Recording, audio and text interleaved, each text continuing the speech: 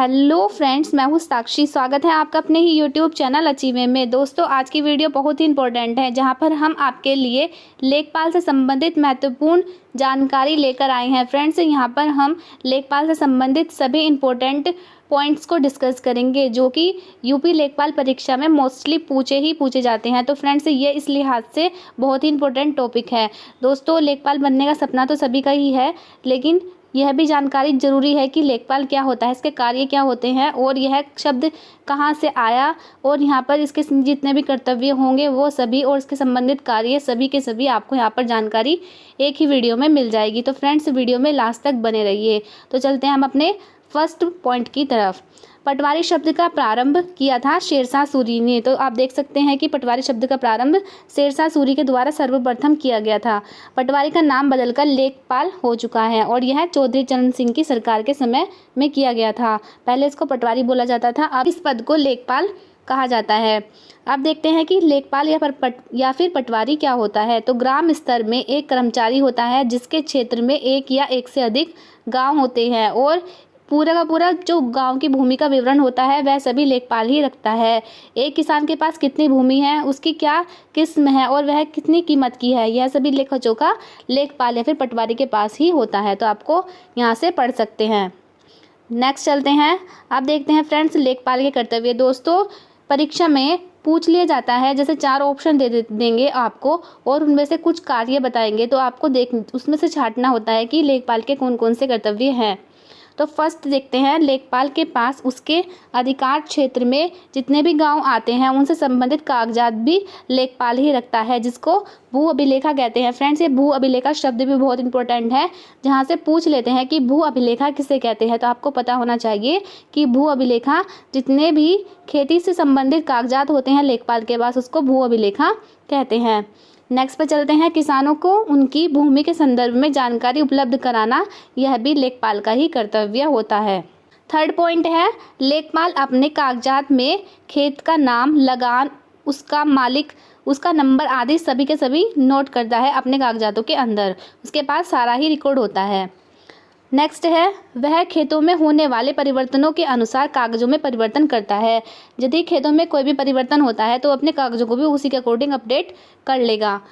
5 point है, लेखपाल के पास प्रत्येक गांव का नक्शा भी होता है और यहाँ पर इसका नक्शा भी होता है, जिससे कि वो आइडिया लगाता है कि किसके पास कितनी खेती है और कितनी नहीं है। नेक्स्ट चलते हैं पॉइंट नंबर 6। किसान के स्वामित्व की समस्त कृषि भूमि का विवरण एवं रजिस्टर में एक ही स्थान पर लिखा जाना, जिसे जमाबंदी कहते हैं। फ्रेंड्स, ये पॉइंट भी बहुत इंपॉर्टेंट है। जमाबंदी पूछ लेते हैं कि जमाबंदी क्या होती है, तो आपको पता होना चाहिए। किसान के स्वामित्व की समस्त कृषि भूमि का विवरण एक ही रजिस्टर में होता है, एक ही स्थान पर लिखा जाता है, तो उसे जमाबंदी कहते हैं।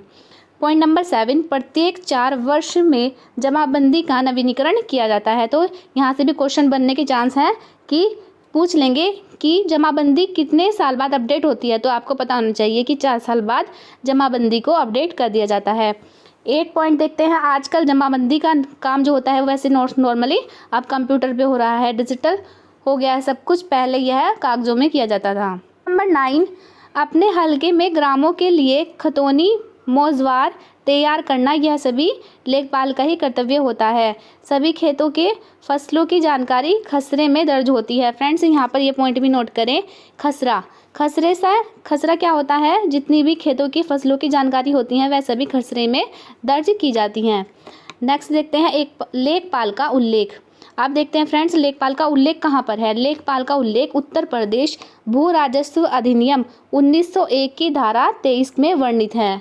तो फ्रेंड्स, यहाँ से भी यह पॉइंट इंपॉर्टेंट है, पूछ लेंगे कि लेखपाल का उल्लेख कहाँ पर है, तो 1901 की धारा 23 में वर्णित है लेखपाल का उल्लेख।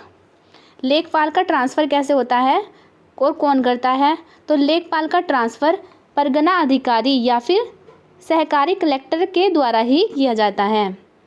नेक्स्ट पॉइंट चलते हैं, यूपी लेखपाल नियमावली।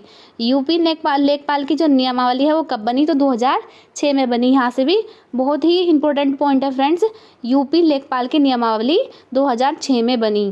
फ्रेंड्स, जितने भी लेखपाल के कागजात होते हैं जहाँ से बहुत ही ज़्यादा चांस होते हैं बनने के क्वेश्चंस के और आए भी हैं, तो पूछ लेते हैं कि खसरा क्या होता है। आपको पता होना चाहिए कि खसरा क्या होता है। तो खसरा देखते हैं क्या होता है।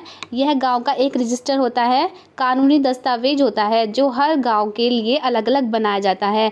इसमें किसी गांव के ज़मीन के टुकड़े और उस पर उगाई जाने वाली फसलों का विवरण होता है। तो फ्रेंड्स, आपको सीधा सीधा याद रखना है कि जो भी फसलों का विवरण, खेतों की जितनी भी फसल होती है उनका सभी का विवरण खसरे में किया जाता है। खसरे के खानों की संख्या कितनी होती है? तो 22 खसरे के खानों की संख्या होती है। यह भी आपको याद रखना होगा। नेक्स्ट, लेखपाल खसरे को 1 वर्ष तक अपने पास रखता है और दूसरे वर्ष इसे तहसील में रजिस्टर कानूनगो के पास इसको जमा करा देता है। नेक्स्ट देखते हैं मोस्ट इम्पोर्टेंट खतौनी। खतौनी किसे कहते हैं? खतौनी में किसी मुहाल में स्थित भूमि का ब्यौरा रहता है। नई खतौनी लेखपाल के द्वारा 15 नवंबर को तैयार की जाती है। नए परिवर्तनों को लाल शाही से अंकित किया जाता है। और खतौनी में कितने संख्या होती है खानों की? तो 13 खाने होते हैं। खसरे में 22 होते हैं और खतौनी में 13 होते हैं। नेक्स्ट है रोजनामा। रोजनामा में लेखपाल के पास जो भी एक डायरी होती है उसमें वह सारे दिन का, जितने भी एक दिन का, अपने प्रत्येक दिन का काम लिखता है कि उसने कितना कार्य कर लिया है, उसका विवरण वह अपनी डायरी में लिखता रहता है। इसको रोजनामा कहते हैं।